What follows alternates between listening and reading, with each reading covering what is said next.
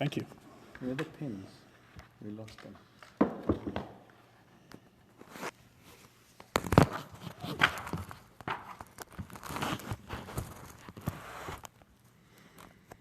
Okay.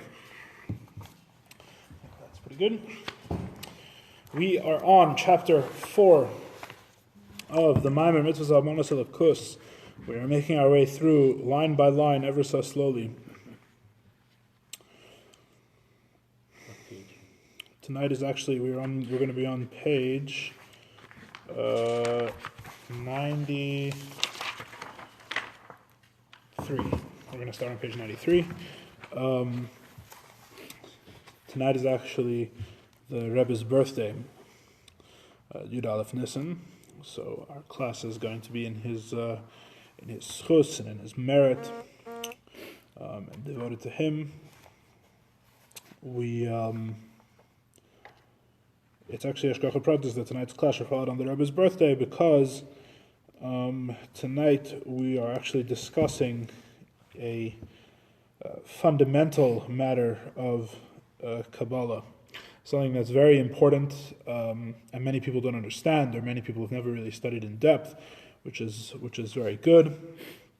We're going to give brief context, as brief as possible, because there's a lot for us to learn that's new tonight. We are discussing the opinion of the Maharal about the nature of God. We have the Maharal and the Rambam. The Maharal and the Rambam disagree. We've been speaking about their disagreement for many weeks now. The Rambam, in short, says that God is the knower, the knowledge, and the known. That God is a being who we do not understand, but what we do know about him is that that he knows everything. He's omniscient. He has no limit. There is no limit to his knowledge, like there are to human beings. And God is essentially a being of knowledge. The reason the Rambam has to say that God is a being of knowledge, that God is that God knows everything, but not like a human being knows it, but simply by being God. The reason why the Rambam has to say that is because if you say that God has knowledge, this is in contradiction to God's simplicity. If God has knowledge, if God knows like a person knows, that they and their knowledge are two separate things, then basically you're saying that in order to that God's simplicity is not complete. There's him and his knowledge. If there's him and his knowledge, there must be something that unites them. There must be a system they work within, and then he's not really God, because the definition of God is that everything depends on him, and he depends on nothing. If there's him and his knowledge, then he clearly depends on something, either on his knowledge or something that connects him to his knowledge, or the system that unites him and his knowledge together. He is not the ultimate existence. He needs something else as part of his definition. And so the Rambam says that no, that God is defined as the being who needs nothing else, and everything needs him. It happens to be that by being God, he automatically knows everything. Now, the Rambam doesn't say that God actually knows in an active way. He simply says that everything is known to God, right? Not that God actually knows, right? Because God doesn't do the action of knowing. He simply knows by being God. And the way that happens, according to the Rambam, is mysterious. There's no explanation as to how that happens. That's something that human beings can't grasp. How it is that being God means that he knows everything. The Rambam says that this is beyond the grasp of the mind to understand, and this is simply something that's a mystery of God. But that must be the case, because otherwise there would be God in his knowledge, and that would violate God's simplicity. The Maharal disagrees. The Maharal says that God is simply God. God does not know by being himself, because that means that part of God's definition is to know. That means that God is a being who knows. So the Maharal, this itself is in contradiction to God's simplicity. Even the Rambam's solution to the problem of God's simplicity is for the Maharal too low. So the Maharal says God is simply being. God is being itself. God just is. There's nothing that he himself, there's no definition, part of he himself, even a definition that says he knows everything, even in a mysterious way. That's not part of the definition. God simply is. God is God. How does he know things? He knows as an action. He knows by performing the process of knowledge. And as we've explained last week, the process of knowledge, according to the Maharal, is the process whereby God creates an objective reality. right? We say that God, that God, as he is subjective, God, when he refers to himself as I, the beginning of the Ten Commandments is Anochi Avai Elokecha, I am the Lord your God. I am the Lord your God refers to a level that is beyond knowledge, in fact, that is as removed from knowledge as it is from physical reality. It's completely removed from what we call knowing anything. What is the process of knowing the world? The process of knowing something is the beginning of its creation. The first step in creating something is to know it, which means to allow it to exist objectively, separate from his I, that there's room for something other than Anochi, there's room for something other than I. So to the Maharal, knowledge is simply a creation. Last week we also explained that the knowledge, which is part of the process of creating the world, is part of the Svirus. It's the same concept as the Svirus, which we explained last week. Svirus, which we're not going to translate, we're going to refer to it with the Hebrew word. We explained last week, these are the tools with which God creates the world. The 10 tools, which are the building blocks, so to speak, of reality according to Kabbalah. And the Maharal says the relationship that the Svirus have with God is the same as the relationship that knowledge has with God. In other words, his knowledge and the Svirus are completely outside of him. These are an action that he performs in the process of creating the world. They are not him. They are not his essence in any way. These are things that he does, but they're not God himself. These are actions of God. The knowledge of the world is an action of God, and the world itself is an action of God. And the knowledge of the world is the type of action that's referred to in Kabbalah as the spheres, as the heavenly spheres, the 10 spheres with which he relates to the world. Let's start at the top of page 93. However, the knowledge is different than the other creation, than the other effects that he creates. Being that they are his, the knowledge is his tool.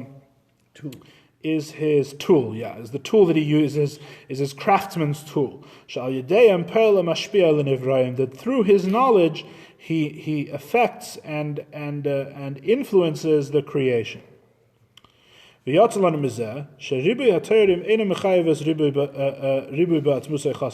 we find that the many descriptions of God do not affect the oneness of his essence, right? In other words, according to the Maharal's understanding, what is there? Let's say the Torah says God is kind and God is wise, right? So not only do you have a description of God, which we've just described how the Rambam and the Maharal differently understand the descriptions of God, right? Because the Rambam says that God is wise is not really, God doesn't do any action of knowledge, whereas the Maharal says there is an action of knowledge because God's essence, right, is separate from knowledge. So we just described in the previous explanation how they view these two things differently. What about the fact that there's different explanations of God? That God both knows and is kind, which is clearly two different things, right? So the Rambam explains God knows and God is kind by saying that the same thing that he says by knowledge, right? Essentially, God is kind by being God. God is not kind toward the creation, right? In fact, the Rambam goes so far as to say explicitly in the Moreh Nevuchim and the Guide for the Perplexed that when a person feels that God has done a kindness for them, what you are saying is not that God himself is kind. You're saying simply that God has done something to me, that if a human being did it, it would seem as if that human being felt love toward me. But God himself, of course, does not feel love, because that would mean God has an attribute which violates his simplicity. This is the Rambam's explanation. So just as God does not have knowledge, does not do an action of knowledge according to the Rambam, God also doesn't do an action of kindness. According to the Rambam, all of the different descriptions of God are really just different ways of referring, human ways of trying to grasp the one God who doesn't do any of these things. God is not kind, God does not know, God simply does not have, he is simply not unkind and he's not ignorant. He has all the advantages, he has all the qualities of these things, but we don't know the nature in which he has them. He doesn't have them like a human being has them. God is kind, but simply by being God, not by actually doing kindness, not by having a faculty of kindness, not by having a heart, either physically or spiritually, right, so to speak. The Maharal deals with this in the same way as well. The Maharal says, how can God both know and be kind? It's not that he has one essence which can be understood as knowing or kind. It is that he has one essence which is completely removed from knowledge and kindness, and knowledge and kindness are simply two different things that he does. Right? Again, the Rambam, when he says God is knowing and kind, says that the description goes on God himself. It just happens to be that when you go high enough beyond that veil, which we can't understand God, these two things become one thing. When you say God is knowing and God is kind, according to the Rambam, you're describing God himself. It just happens to be that when you actually get to God, that's all one thing. That's all just being God. There's no difference between knowing and being kind. There's just being God. The Maharal, on the other hand, says the opposite. The Maharal says, no, knowledge and kindness are two different things. And God does two different things. God himself is equally removed from both of them. God is neither knowing, God is not kind, God is simply in essence. When we say he's knowing and kind, we're describing his actions, we're not describing him. This is how the Maharal solves that problem, right? Because these two different things are only actions which he effects and brings into being, but not his essence, God forbid, right? This is the Maharal's position. The Maharal has an additional advantage, that even God changing his will does not change his essence, right? In other words, the Maharal has a further advantage, that since God's will is also a creation of God, since God's will, just like his knowledge, is also a creation, so even the will can even change and it doesn't affect God. God's essence is removed from all of these things. So God can even, so to speak, change his mind, whatever that might mean. The thing is that that's not a question on God's unchangeability. It's a question on his will, right? What's the huge question that comes out from that? The huge question that comes out from that, which is not in the text, but is the text almost seems to cry out the question, right? It's the same question that we've had the whole chapter, which is, okay, so God doesn't change his mind. God remains the same. It's only his will which changes. He remains the same. So the question is, what is his relationship to his will? Right? You say his knowledge is completely outside of him. So then can you even say that he knows his knowledge? What intervenes between him and his knowledge? How can you say that his knowledge is still completely outside of him, but is still his knowledge, right? The way the Maharal is explaining it almost sounds like God's knowledge is something that he could shut down at the end of the day and go home to his wife and kids, right? It's just a tool. Right, it's something completely outside of him. It seems to be saying at the simplest level. So if what the Maharal is saying, our primary problem is not God's simplicity, right, but rather it's God's unity with the world, right? At this point of understanding, before we get into the foundational Kabbalah, which is going to solve this problem, it's going to be a long learning process for us, I think, but it's going to solve this problem essentially. We first have to understand the strength of the problem. The Maharal essentially what the Maharal seems to be saying is that God himself is locked out of the universe, right? God's knowledge exists. God's will exists. God's love exists. But all of these things are themselves creations. These things themselves are merely things that God does. They're just like the table is something that God does. So there's also God's will and God's love and all these things. If that is the case, what is the relationship between the world and God? The answer is there really isn't one. Right? They come out of God somehow. God creates them in some mysterious way, which we haven't explained in any sense. But if God's knowledge and God's will and God's love are as distant from him as the table is, so then what's the advantage of being loved by God? It's not God who's loving you, right? There's some other thing that he created that's having this relationship with you. What is God's will? When we say God wants a mitzvah, God wants you to put on tefillin, what does that mean? Doesn't mean we seem to be saying that God himself is completely locked out of that, right? If God actually wanted the tefillin, that would sound more like the Rambam. We're saying now that God's desire, God's will for mitzvahs, or God's will for the world, is something which he merely creates, which is totally separate from him, such that his will can even change and it doesn't affect him at all. If his will can change and it doesn't affect him, so then what's his will? In other words, it's some sort of almost like a demigod, chas v'shalom, God forbid, like some kind of idol, like an intermediary, so to speak. You pray to his will and you don't pray to him because the will is what's going to change and he's always going to remain the same. You understand what I'm saying? It's an issue, right? It's not an issue so much It's not an issue so much philosophically. Philosophically, it's cogent. It's an issue religiously. It's an issue for having a relationship with God. Right? In terms of explaining God, it explains God just as well as the Rambam. The problem is that the interesting thing about the Rambam's explanation is that even though you totally don't understand God in any way, at least it's God who is doing the willing, or it's God who's doing the knowing, even though how that's possible we have absolutely no grasp on whatsoever. Here we're saying that ultimately the knowledge is separate from God, right? I may as well connect. If the table and God's knowledge are equally distant from God, why not connect to the table instead of God's knowledge, right? It's a danger in the Kabbalah to the absolutely. It's the danger of the whole Kabbalah. The position we're saying is the Kabbalistic position, and this is the danger in the Kabbalah. This is why in the times of the Mishnah you only learn Kabbalah if you're older than the age of 40, which for various reasons we say does not the Rebbeim said does not apply anymore, right? And you learn the whole Torah as well. A minor side point, you learn the whole revealed Torah, right? This is part of the reason why, because this whole thing, if you don't really understand to the depths of it, good evening, seems to imply almost like a kind of idol worship, right? Under the Maharal's understanding, you have God's knowledge and God's will and God's love, and these are creations which are not one with Him. We are on page 93. So, to understand all this, the Tzemach Tzedek is going to say that that's fundamentally a misunderstanding of Kabbalah and a misunderstanding of the Maharal, right? That's not what it's saying. What is it saying? So to understand what it's saying, we're actually going to bring in a different machlekes. We're going to bring in a different disagreement. So far, we've been focusing on the Maharal and the Rambam. The Rambam is actually going to fade into the background a little bit, and we're going to bring in two other rabbis to argue for us. But what they're arguing is an esoteric point in Kabbalah.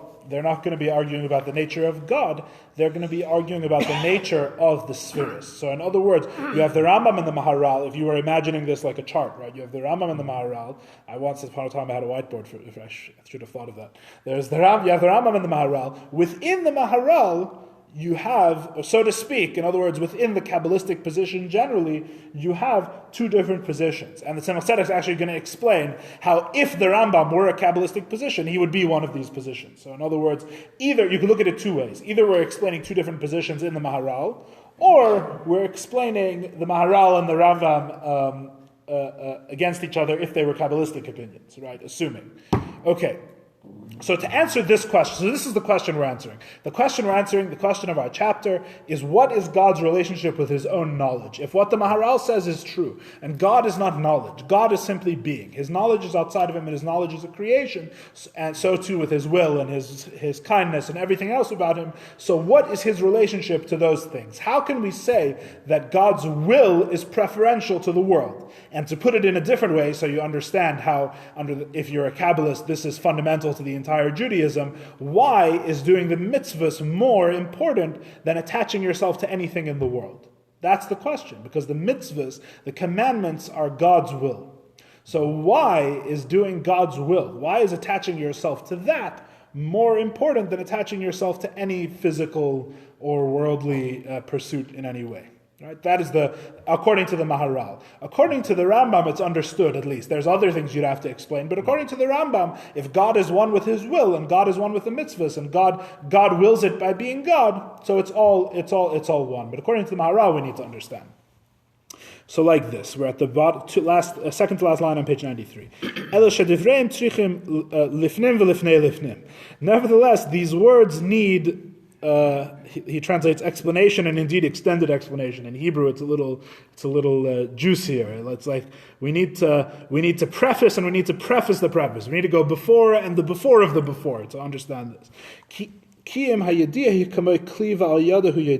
if knowledge is really a vessel through which he knows, if so, he then knows with a knowledge that is outside of himself, right? He knows through a tool. He himself doesn't know, he only knows through a tool, which is obviously, this is at the most basic level, the problem, right? That he knows through a vessel which is outside of him. How could you say that God himself doesn't know? Or to phrase it differently, how can you say, why does the Torah say God himself is wise? It's not him that's wise. His knowledge, this creation, seems to be wise. How can you say that he's wise? It's all the same question.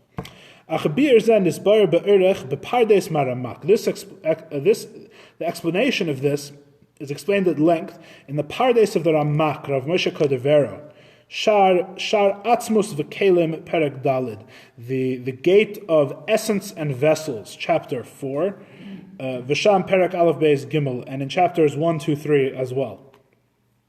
He brings two opinions. So like this, let me preface first. In Kabbalah, you would think that Kabbalah, not being really the revealed aspects of Torah, where it's up to man to decide what the truth of it is, you would think that Kabbalah would all be in one straight line. There would be no disagreements in Kabbalah. Everything would be straightforward. Unfortunately, this is not the case.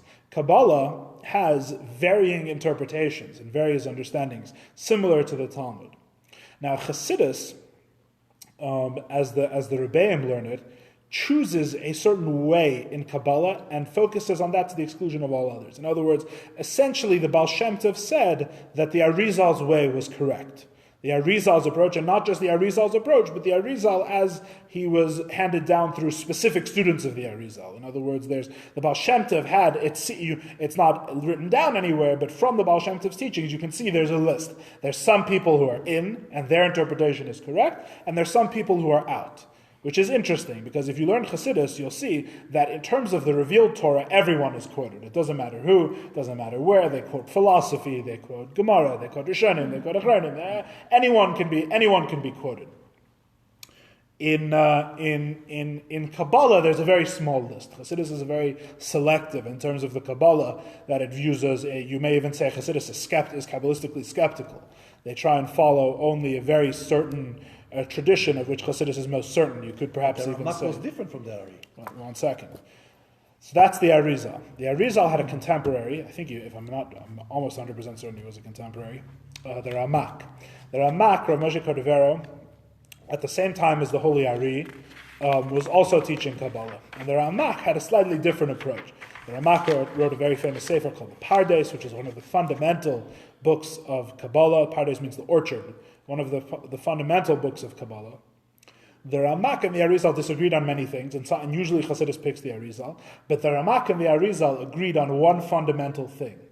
And that one fundamental thing is what we're going to learn about tonight. The Ramak and the Arizal both made a what's called in Hebrew a pshara. They made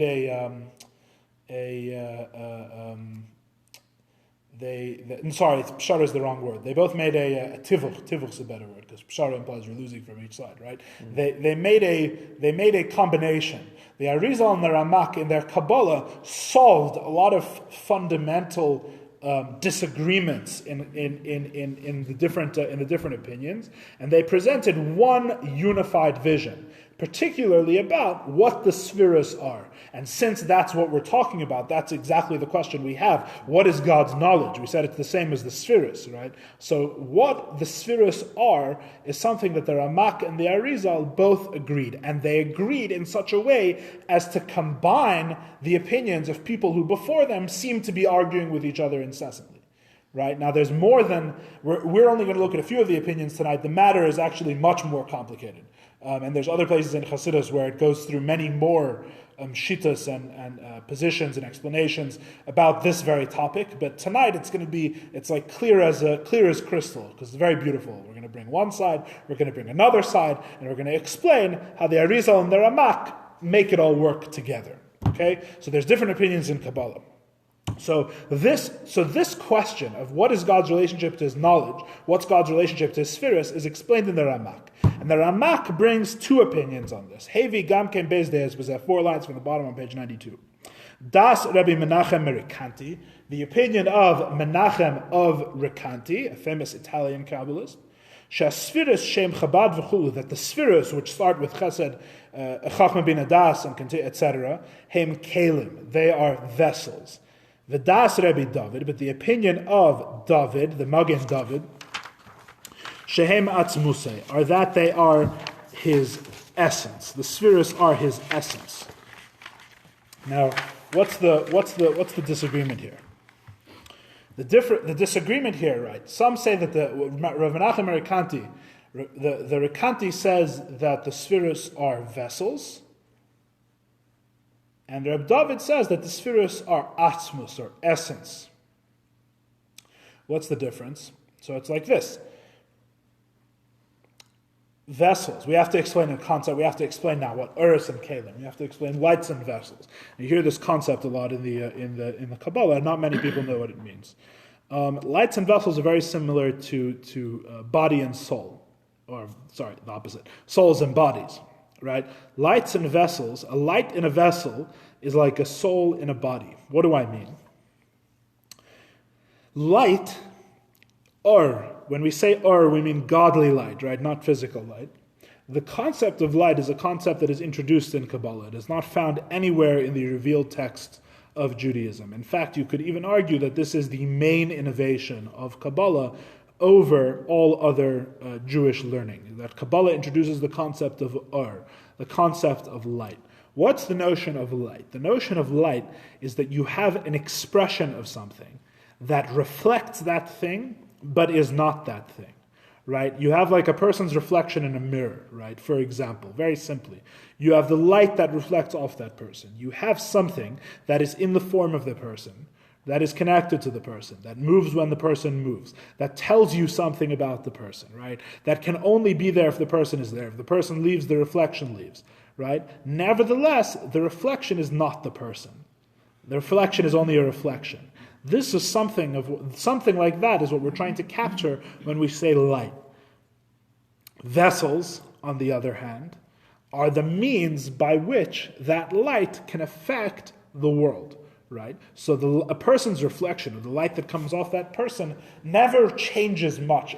For example, let's say in the physical world, right?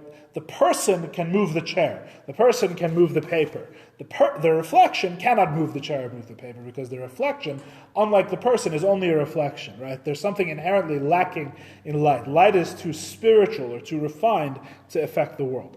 And so what do you need? You need the light to be invested in a vessel, right? You need the light to be reflected in something which is of the thing that it wants to affect. A vessel essentially transforms a higher thing into a lower thing. So let's take a pen, right? A pen is a vessel, right? The light is my desire and the words that I want to transmit through the pen. The vessel is the pen. The words can't get from my brain to the paper without some sort of physical vessel that they're invested in. The vessel is necessary because the light can't speak to anything that's lower than its own level, spiritually speaking. The vessel needs light because without light the vessel is dead. The vessel is just a vessel. The vessel can't do anything on its own. These two interlocking things exist at every level of the creation. Soul and body, meaning of words and the letters of the words is another example that's often given in Chassidus and Kabbalah. You have the soul of the thing and the body of the thing, the lights and the vessels. So the Rekanti says that when we talk about God's spheres, like God's knowledge, for example, what are we talking about? We're talking about vessels. This is like the Maharal. This is like what we just explained earlier, right? The knowledge is something completely outside of him. It's not of him. It's not a reflection of him in any way. It's a creation. His knowledge is like the vessel, right? His knowledge is in a sense something which is completely external to him. Like I said before, it's a tool. You could put it down and walk away, in a sense, right? It's like a vessel. It's like the pen, right? Reb David says that the spheres, God's knowledge, is like his essence. It's like him. It reflects him. It's like light. That it's part of him. His knowledge is part of him. These two opinions are like the Maharal and the Rambam. The Maharal says that the knowledge is a vessel. It's an action. It's something external to him. The Rambam says that God's knowledge is part of him himself. So we see that these two Kabbalistic opinions really, in a sense, correspond to the Maharal and the Rambam, like I said before. Right? Is everybody with me? You're following roughly? Yeah, bottom line isn't Kalim and Or the same thing? No, we're not at bottom lines yet. We're not even close. The Karav Inyan Zel Lamash. Where are we?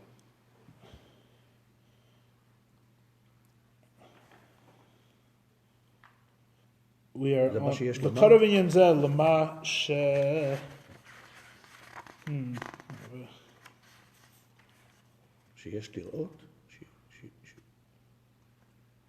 Not sure.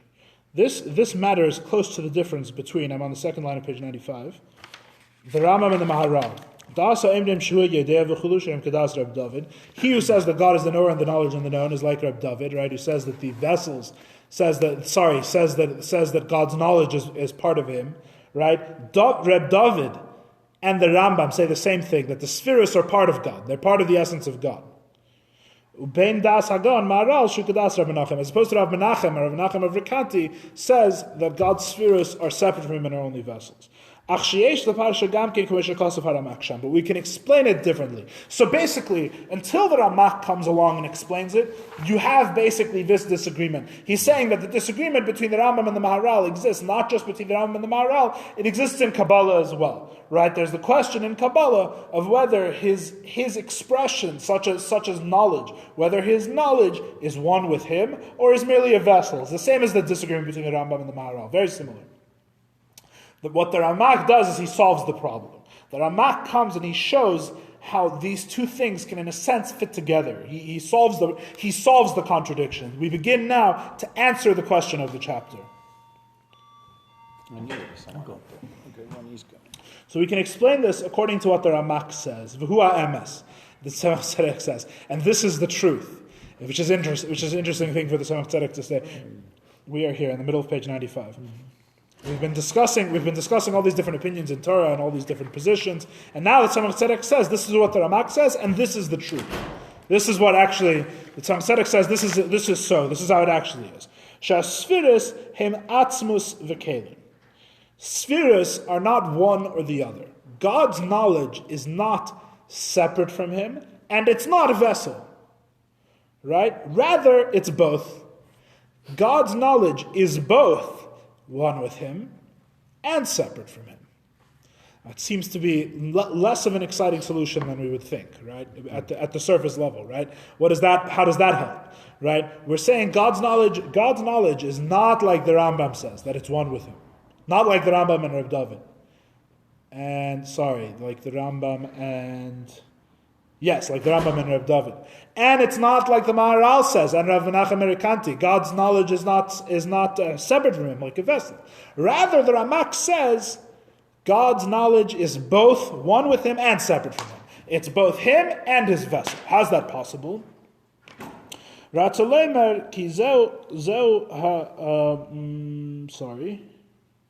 One second.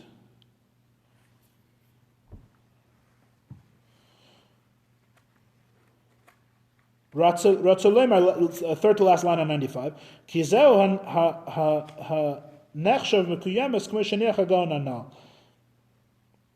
think it's a nechshav. Oh no, maybe it's hanacha. That makes more sense. This is the principle that the Maharal established. This is the fundamental principle that the Maharal is establishing.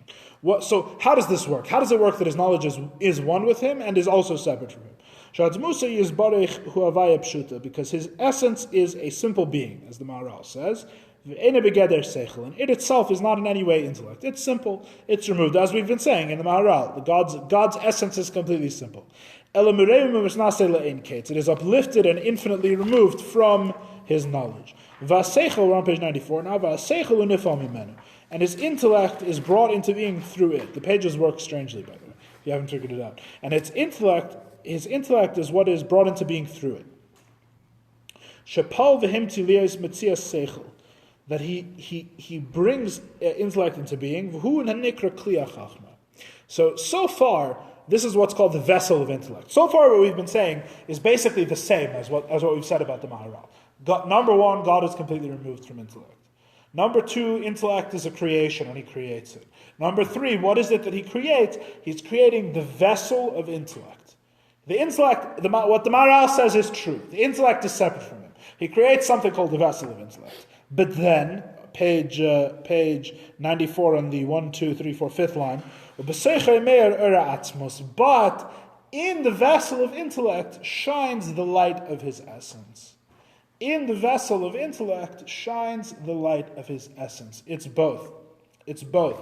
He has a knowledge which is separate from him, like the Maharal says, but it's only separate from him in the kli, in the vessel. The vessel of knowledge is separate from him. What shines and gives life to the vessel of intellect? He himself, his infinite removed essence, which is not itself intellectual in any way.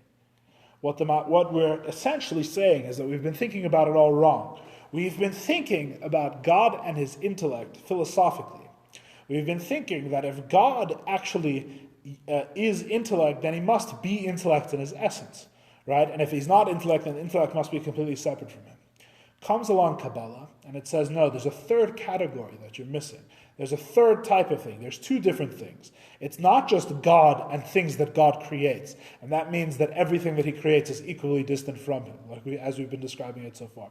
There's a third category, and the third category is called There's something which is not him and not a creation, but is rather an expression of what he is. And the basic understanding, and it's much more complicated than this, but the basic understanding, according to the Ramak, is that the vessel of intellect is a creation, like the Maharal says. It's an action that God does. But what gives life to that vessel? What is the light that's in that vessel? We haven't explained what these words mean. And in fact, we're not going to explain what these words mean, no matter how many weeks we learn this mimer, because this is a real deep topic in Chassidus. This is something that you really, really need to learn a lot about. But the light which gives life to the vessels is the light of his essence. So again, the intellect is separate from him in the vessel half. The body that he creates, so to speak, of his knowledge, the body of his knowledge is separate from him. The soul of his knowledge is not separate from him. It's a reflection of his essence. And that is where the tire meets the road. That's the answer to the question of how does he know his knowledge, or how can it be that he has a knowledge and that he is completely simple, and he has a knowledge, and yet he and that knowledge are related. Right? This is the Ramak's answer to the paradox. The paradox is you could have it two ways. Either God is one with his knowledge, and by grasping God's knowledge or by grasping God's will, we grasp God himself, because he and his knowledge are completely one, as the Rambam says. Or we have the Maharal, who says that God is not so low to be a being of knowledge. God himself is simple and exalted and simply is. He has no connection to knowledge or will whatsoever. But then when you connect to his knowledge and will, you're obviously not connecting to him. You're connecting to something outside of him. Comes along the Ramak and says you can have both. You can have it both ways. The Ramak explains that the truth is that his knowledge is both separate from him and not separate from him. It depends what you're talking about. There is a knowledge there is the vessel of knowledge which is separate from him and is only a creation. And there's the light of knowledge which is a reflection of him himself. That is his light, the light of his infinite and undifferentiated essence. The essence, you have the Maharal's essence, and you have the Rambam's knowledge, which is connected to God. You have both. You have the level of connection to God of the knowledge with God that the Rambam proposes, that he and his knowledge are one, because in the light they're one. And you have that the knowledge is also completely outside of him, because in the vessel it's separate. This is the dichotomy that Chassidus draws. This is where the tire meets the road. You have the vessels, you have his knowledge, which is comprised of a soul and a body, just like everything else. Everything in Chassidus, everything has a soul and a body. Everything has light and vessel. You have his knowledge, which has light and a vessel.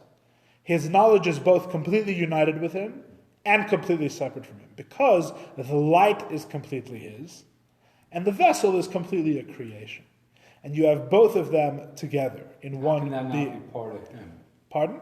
How can the vessel in its essence not be part of? The vessel is a separate creation. That's what makes it a vessel. What is the vessel? It's an excellent question. We haven't answered that yet. But we're setting it up. We're still setting it up. We haven't got to everything yet. But this is the beginning. This is the framework, right? This is the answer. This is the essential answer to the question. So when you hear Chassidus talking about lights and vessels, you now know what it's talking about and also why it's important, right? It answers this fundamental question, right? Let's frame it in a very practical sense. You ask, the mitzvahs, right? God wants me to put on tefillin, right? It says in the Torah. That's God's will, we say. What does it mean that it's God's will? Right? If I go the Rambam, let me explain to you the disadvantages of each way and then the advantage of the Ramak solution. Right? If we go the Rambam's route, we say, what is tefillin? Tefillin is God's will. Right? God's will is completely one with God. The willer, the object that is willed, and the faculty of will are all one, and they're all one in the simple being of God. That's what the Rambam will tell you. Right? That's how God wants tefillin. God doesn't want tefillin with a wanting outside of himself. God simply is God, and part of being God is he wants tefillin. The Rambam would explain, right? Whatever. I don't know if that's what he actually says in Mar Nevuchim. That's a separate discussion.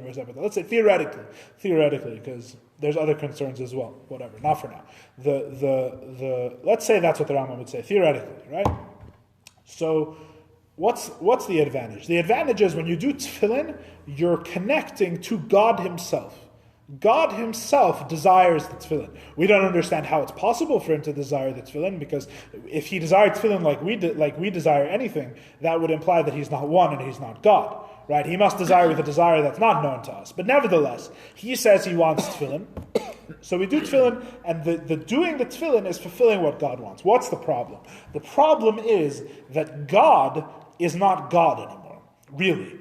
God has become someone who He has desires and He has thoughts. Once you have desires that are fulfilled or unfulfilled. You have criticisms, right? God has wisdom. The wisdom can be criticized. The wisdom can be understood. Whatever enters the realm of human understanding and human grasp automatically becomes non-sacred.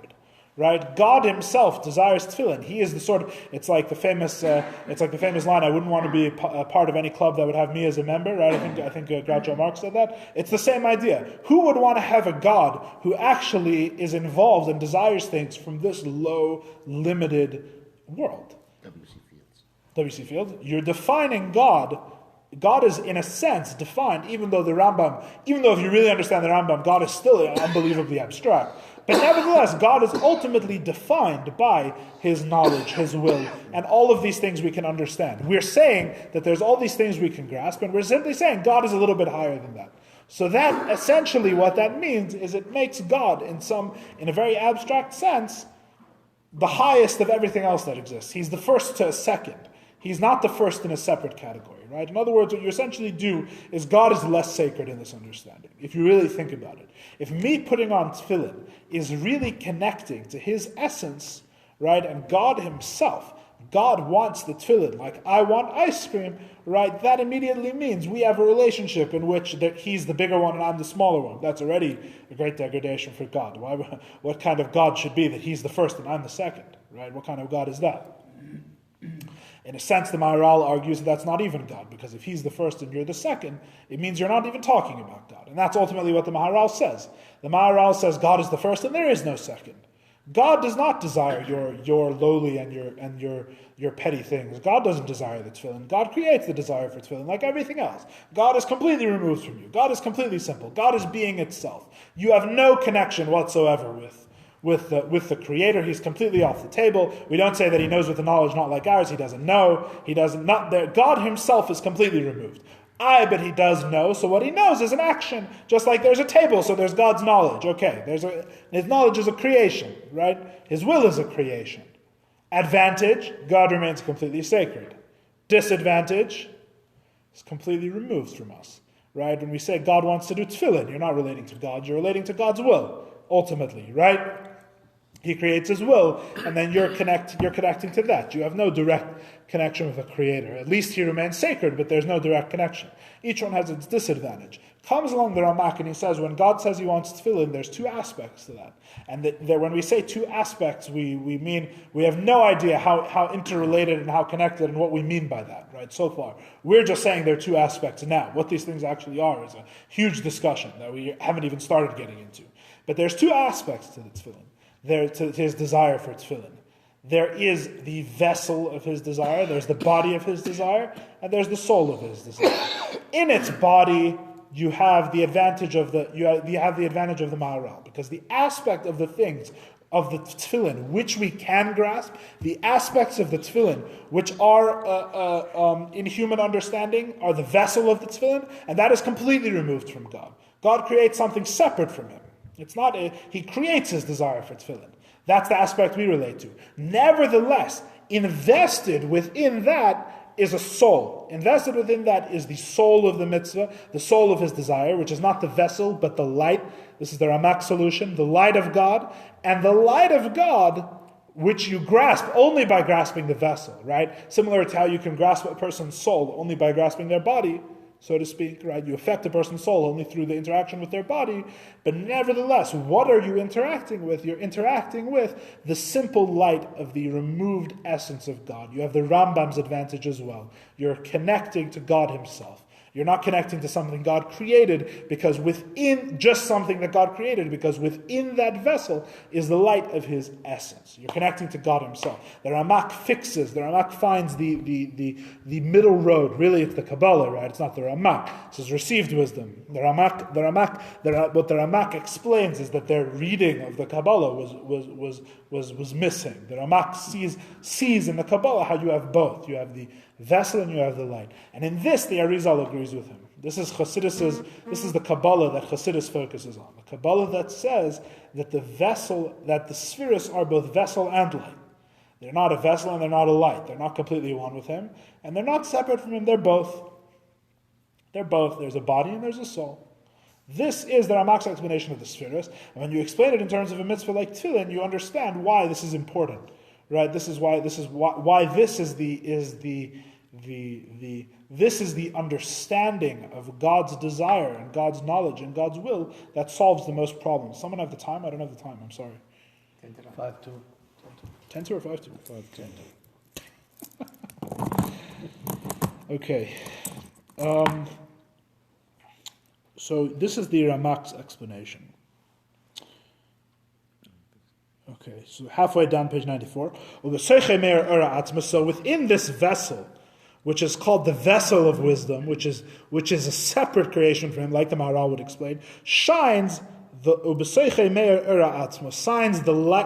light of the essence. You have the vessel, which is a separate creation, just as we've understood the Maharal all along, but within that body is the light of his essence. Shehu Avaya Pshuta, which is a simple entity. He is completely simple. Because the light is like the source. This is one of the rules of light. If you learn Chassidus, you learn light has many rules. The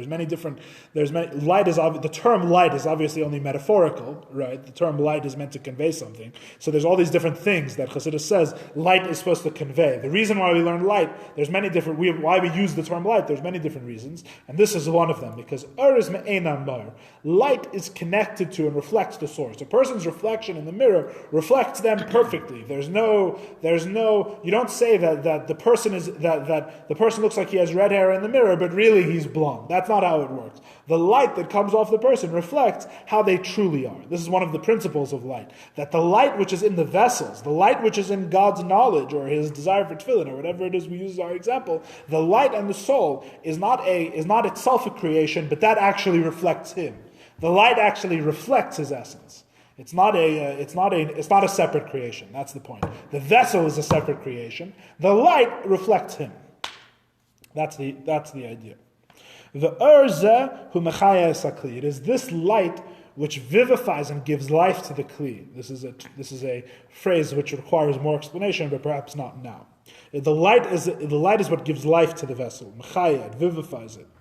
V'hu apel al yedei kli, and it brings about its activity through the vessel. Rotzoloymar shemaskil al yedei chachma. It thinks through chachma. And he's saying it like a soul in a body, right? You say that the person lifts the notebook with his hand. So too you say about God's intellect, the light knows through the vessel. Similar idea. Again, the person lifts the notebook through his hand. It's like a soul in a body. The person lifts the notebook using his hand. It's not the hand that lifts the notebook. It's the person that lifts the notebook. But he lifts it using his hand. And if he didn't have a hand, he couldn't lift it. Right? The vessel is important. You need the vessel to affect the notebook. The person lifts the notebook using his hand. So too in the vessel of his knowledge. And this is important, right? Because as I just explained, according to the tefillin, this is the whole uftu. This is the whole upswing of the whole metaphysical construct. The whole idea is that it's the light which does the action, and it does it through the vessel. And if it's the light that does it, that means that when you connect to that, you connect to God himself, right? Or whatever. You connect to the light, which is a reflection of God himself. Whatever, as I said before, this is all, you'd be amazed how complicated this all is, but this is the simplest version. Why would we be amazed? Sorry? Oh, I guess. I'm just saying that what's stated so clearly in some places is elsewhere a much bigger headache. Like just the nature of light itself, there's probably 10,000 pages of Chassidus written about the light and the difference between this aspect of the light and that aspect of the light. And sometimes the light is divided between inner light and outer light, and there's this aspect and that aspect, and the light is different than the source, and the source is different than God, and you have to understand the difference between all these things, and it's all explained, and it's all brought with psukim and Kabbalah, and it's a whole thing. I'm just saying. And he knows the creation through his knowledge. The light knows the creation through the vessel of knowledge, and is kind through the vessel of kindness. So in other words, we're getting to the idea, itself quite controversial, by the way, not simple at all. But we're saying very simply here, the simple reading of what we're saying here is that the light is simple, and the vessels are what give it form. In other words, it's one light, it's one God-godding, as the Rambam would say. And when God gods through the vessel of kindness, he's kind to the creation. And when thinks through the vessel, when God thinks through the vessel of thinking, he thinks in the creation. In other words, it's just as we say, there's one soul, but the soul can lift a notebook and paint a painting, right, or whatever it is, or speak words. So too, there's one God, there's one light. The light is simple. This is not at all uncontroversial, that the light is simple. Whether the light is simple or not is a massive controversy in Kabbalah. Whether the light itself is divided into 10 spheres, or the light is one light and the vessels are what divides it, is very controversial. But the simple reading here is that the light is simple. God is one. God has one light which reflects his essence, as we said before, because the reflection reflects the source. The light reflects the source. The light is simple, and when the light shines through the vessel of kindness, then the light performs kindness. When the light shines through the vessel of knowledge, it performs knowledge. And God, that's what we say, the spheres are tools. We mean really that only the vessels are tools, right? As we were saying before in the name of the Maharal, that the spheres are tools, really that's inaccurate, because the spheres taken as a whole are not just tools. He is invested within them, right? They have a soul, right, which make them one with God. It's the bodies or the vessels which are separate from God. Those are the tools. So he uses the tool of the vessel of wisdom for the light to perform wisdom, and he uses the tool of the vessel of kindness for the light to perform kindness. The vessels are what make the difference. The vessels are what make the multiplicity. The light is one, the vessels are many. In other words, right? One light, 10 vessels.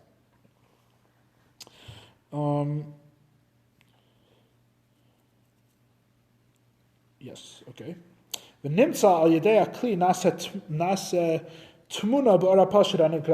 we find that it is through the vessel that we grant an image to the simple light which is called Atzmos, to the simple light which reflects his essence.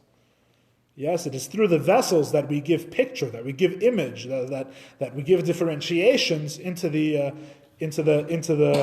one light, to the one light of his essence, right? Like the example that's given is like light shining through stained glass or different colored glass, right? You have one white light, like sunlight, and it goes through different stained glass colors and becomes different colors. It's the same idea, right? One light, it's the vessels which give it image, which give it a tmuna, which make it into a picture, right? That there's different aspects and different shades and different colors, right? That's all the vessels. The light is one simple light. Because it's the vessels which are defined as one specific thing, right? As we're saying, the light reflects the source. The source is God himself, who is above all definition. Therefore, the light itself is beyond all definition. The light obviously can't have a form, right? If it reflects God himself, right? It must be only the vessels which can give it form, right? If your question is how can the vessels and light interact, that is a very good question. I don't see how they can be different in its essence, and it's true. How can a vessel hold God's light? Yes. If it's not a real vessel. If it's now you're getting to that's Kabbalah. These are the questions that Kabbalah literally exists to answer. That's the what we've said is the foundation, and then all the details are to. It's just a metaphor. The light is also just a metaphor. I mean, in a sense, the light is also just a metaphor. It's one metaphor trying to describe another metaphor. No. But there's no. When we say a metaphor, we don't mean they're not real. We mean that the way we're describing them is false. That's what we just don't have the words to describe. despite not having the words to describe those tens of thousands of pages of Chassidus, they do attempt. They give it the old college. And what's try. the accepted? You got to get to the. No, that's we're gonna deal with that a little bit. Hopefully, vessels. Yeah, light and separate vessels. entities. Yes. Yeah. In this model. Yeah, ultimately, you know that nothing is a separate entity, right? Right. Yeah, that's what Barry's saying. Yeah, nothing is really a separate entity. Right. We'll get there. So the question that comes to my mind when I learned this in any case, is so how does the light then interact with the vessels? How do you have the soul, which is infinite one and reflects God's absolute simplicity, the simplicity of the Maharal, right? You keep in mind the simplicity of the Maharal, who says God is being itself completely removed from any definition. That shines through something called a vessel of kindness and becomes kindness of some sort to some degree, right? So obviously we're missing something, or whatever. This obviously needs more explanation. If you're asking how does the light meet the vessel, that is the $64 million That's like question. the soul in the body. What connects them? It's a very good question also. It's the same question. It's a vessel. It's not the same question. Why? No. Nothing is the same question. Nothing is the same question. All is one It's in question. the same No. train of thought. You know what I had a mashpia in yeshiva who used to say that when you first learn Chassidus, right, it seems like everything is new and everything is different, and you learn a new thing and it sounds completely different. Then you reach a stage where it seems like everything's exactly the same. Everything is just a metaphor for everything else, right? Everything is describing the same thing. Every page is describing a different thing. Then he says the third step, which you hopefully reach fast enough and it stays consistent, is when you realize that actually everything is actually different. Everything is the same, but everything is actually really not the same. Everything is actually different. Even here, I paid attention. There's no full stop. It's all one sentence. Yeah. That's the mimer grammar. Yeah, that's just how it goes. Not full stop. I can't. I have to catch my breath. It's not. You don't. You insert your own commas. The Rebbeim are not known for their punctuation. You can go. But the Rebbe did very well. The Alter Rebbe was very apparently periods are not 100% necessary in Hebrew diktuk.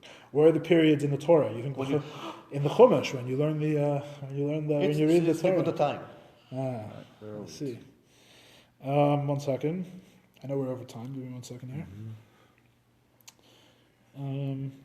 Find a place where it's good to park. 1 second. Yeah, really. 1 second. Okay, I'm just going to finish here once. Just so you have all these specific qualities that you have in the spheres, 10 of them, right? You have wisdom and understanding and kindness and mercy. We find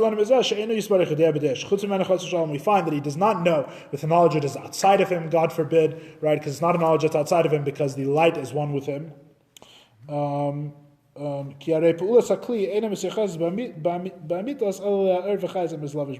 Because the activity of the vessel is really attributed to the light and the life which are invested within it. In other words, it's not the vessel which does the knowing, just like it's not the hand which lifts the book. It's the light, it's the soul which does the lifting. The vessel is only the vessel. Right, so therefore, his knowledge is not a knowledge that's separate from him, and we answer the question of the chapter. We answer the fundamental question here. The fundamental question being, how can the Torah say that God is wise, if, according to the Maharal, if his wisdom is created separate from him? The answer is that the wisdom is separate from him only in the vessel. In the light, the wisdom is not separate from him. And it's light, because it is the light of God, the light of his simple essence, which is performing wisdom through the vessel of wisdom. The Torah calls God wise because it is not separate from him. The light is one with him, and the light is the one that essentially knows, even though what makes it into knowing, rather than just the simple light, is the vessel. Right? And that is where we will stop now, and we'll either have or won't have a class on Pesach. I'll keep you updated on the WhatsApp. If we can survive tonight without snacks and drinks and everything, we can maybe do it again next week. I know it's very hard. Bring snacks and Or we could bring The Pesach. past two classes are on the By draw. Chol Hamoed, we can do it? Yes, I'm going to repost the Google Drive link, but all the classes up until now should be up on the How do you log in? Google Drive. I'm going to send a link on the... Are you on the WhatsApp? Yeah. I'll send a link on the WhatsApp. The link on the WhatsApp should take you to a Drive page, and you'll see I have them numbered. First of all, I have the full Hebrew and the full Hebrew/English text of both of the Mimer up there in PDFs. And you'll also see that I have 1 through, I think tonight was the 15th class Kanai Nahara on this Mimer. So we will have 1 through 15 should be up there in video format. And then you can either download it or watch it on there. So send it Not to on what's his Facebook, name? right? Send it to. He's on the WhatsApp. You're not on Facebook, Isn't right? it? Daryl, he's At on the moment, WhatsApp. no. Yeah. I'll send it to the WhatsApp. Daryl. George. No?